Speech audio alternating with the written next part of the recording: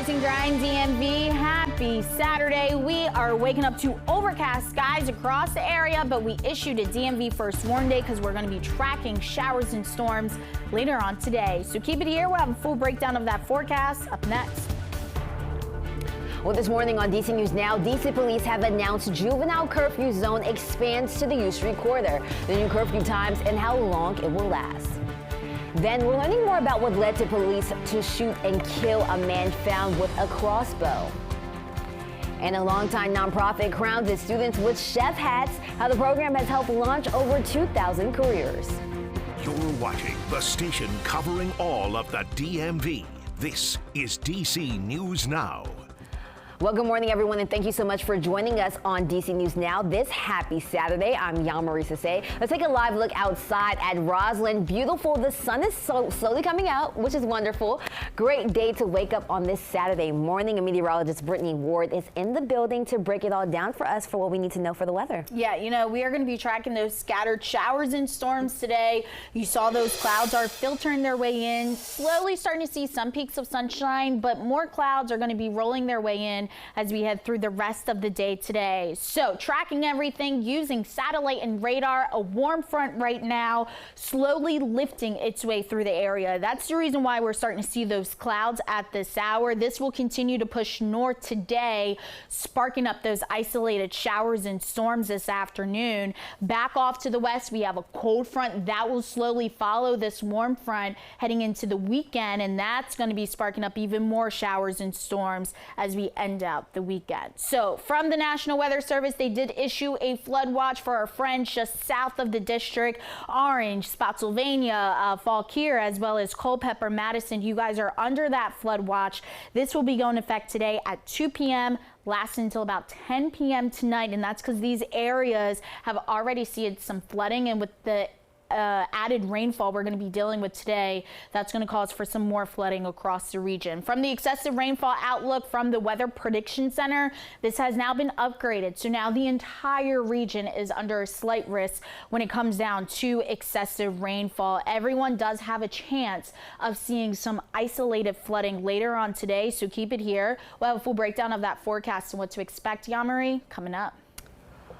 All right, well, developing now, WSSC Water has issued a boil water advisory for approximately 11,200 customers in several areas of Prince George's County following a 16-inch diameter water main break in Hyattsville. Now, that's near the Cheverly Metro Station, and that area includes Hyattsville. Cheverly water crews have stopped the flow of the water. Repairs will begin this morning, but there is no estimate at this time when repairs will be complete. And in the district, a new curfew zone in the district started last night. This time, it includes the U Street corridor, and police are trying to stop large groups of young people from gathering. Now, that can become very disruptive in busy areas. Our DC News Now's Max Marcilla tells us more. Summertime and a new policy in the district means a youth curfew is underway before the sun has even set. 8 p.m. is a little early, but I think that we have to try something because it has been getting out of hand. Perhaps a surprise to some, but it's a targeted effort by DC police. Along the busy U Street corridor, this weekend's curfew zone is from 8 to 11, one weekend only, though it could be extended.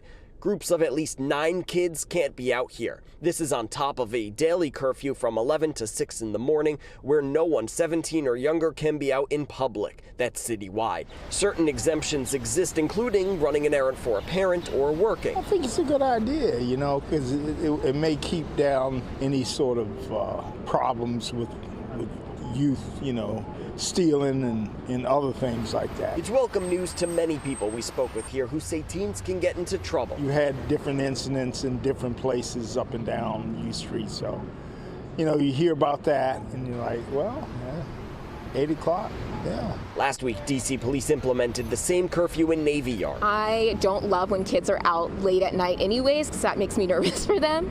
But I don't know if it's a good precedent to set. Though even people who see its potential can have their doubts it'll work and worry about its enforcement. But generally there's hope it can keep this nightlife hub adults only this weekend. Now, as for penalties, any kid who violates the curfew will have up to 25 hours of community service, and parents could face fines of up to $500. And by the way, a juvenile curfew at National Harbor is still in effect on Friday and Saturdays. Anyone under the age of 18 cannot be in the area between 5 p.m. and 5 a.m. without a parent or guardian. Now, the curfew does not apply to kids returning home from work, and parents and guardians of any child breaking the curfew could be fined up to $250. And developing now, a woman reported missing in Prince George's County was found dead in a river in Virginia. Northumberland County Sheriff's Office says Louise Cox was found in the Little Wicamo River on July 14th. They found her car near Ferry Road with several other items, including her driver's license. Prince George's County Police tell DC News Now a missing persons report was filed the day she was found. The investigation is still ongoing. And in Northern Virginia, there's a new trial date for the Manassas Park man accused of murdering his wife. Naresh Ba is now set to stand trial in October 2026. That's a 13-month delay from the original date. Now, prosecutors say he killed Mamta Kafle Ba and hid her body last summer. Her remains have not been found yet. And the crackdown on illegal pot shops continues in the district, police shutting down the Temple of the Golden Teacher in Northwest. Now, the commission saying they seized marijuana and psychedelic mushroom products, and police arrested Patrick Lober. The agency started enforcement efforts a year ago and has since shut down 60 illegal shops.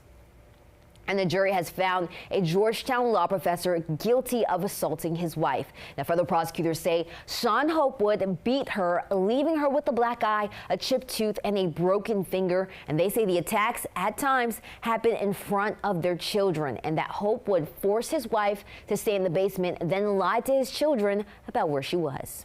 Not going to be beaten without there being some accountability by the justice system. Now, the 50-year-old also faces obstruction of justice charges for telling her not to show up to his trial despite being subpoenaed, and he'll be sentenced in September. Now, we're hearing from the George Mason University's president responding to the Department of Justice's investigation into the employment practices at the school. Now, the DOJ says there are several emails and internal documents suggesting preferential treatment for people of color and women. Now, in a letter sent to GMU alums, Gregory Washington says he's expressed his goals to erase bias now, and the school policies in place to allow for consistent inclusion for everyone. And Washington says the university will fully cooperate with the investigation.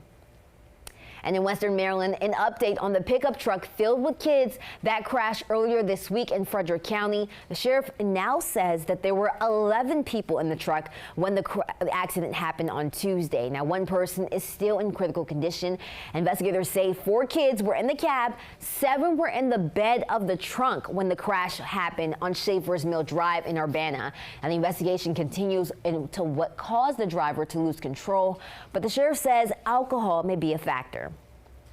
And new details out of Northern Virginia on the police officer who shot and killed a man in Woodbridge. Thursday, investigators say there was a lengthy standoff with Harrison DePay near the Potomac Mills Mall.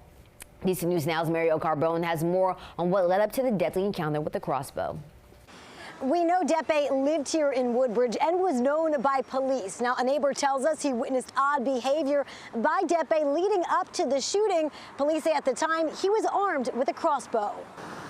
Police tape still up outside this Burger King in Woodbridge after Prince William County Police shot and killed a man nearby Thursday evening. There was tape lines everywhere. A SWAT car was there. Patrick Valdez was at the movie theater at Potomac Mills when it happened. They did what they needed to do if they felt that the suspect was going to harm others. Our search for this individual actually began on Wednesday. According to Lieutenant Jonathan Perot, police had a warrant for 52-year-old Harrison Depe.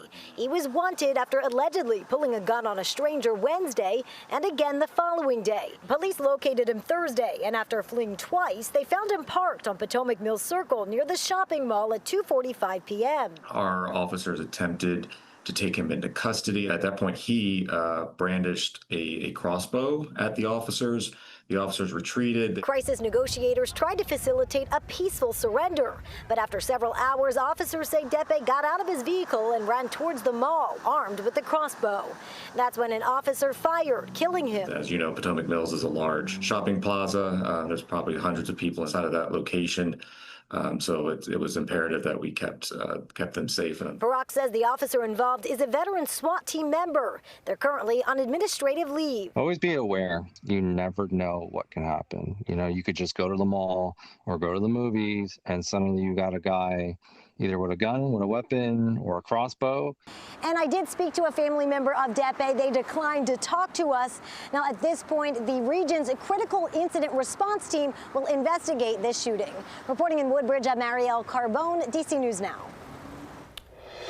Well, it was graduation day in the district, and 41 students part of DC Central Kitchen with a huge accomplishment. Now, they've completed their training in culinary arts, career readiness, and internships.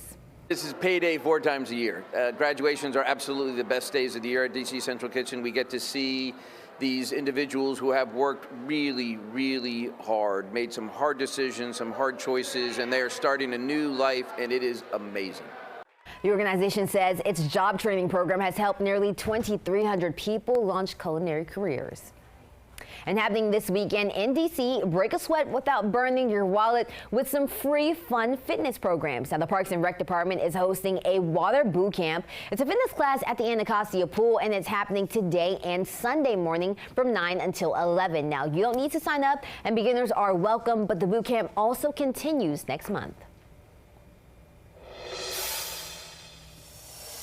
All right, Brittany, it's a DMV first warn day. We saw some heavy rain coming down last night, especially in the Prince George's County area. I'm hearing that we're supposed to expect that as well this weekend. Yeah, you know, we are going to be holding on to those showers and storms as we head through the day today. I will say this, though, at least tomorrow, still going to be tracking the storms, but it's not going to be as widespread as what we're going to be experiencing today. So at least for the most part, we do start your day off with those dry conditions as we head right around that 9 o'clock hour. We'll continue to see those clouds begin to increase across the region.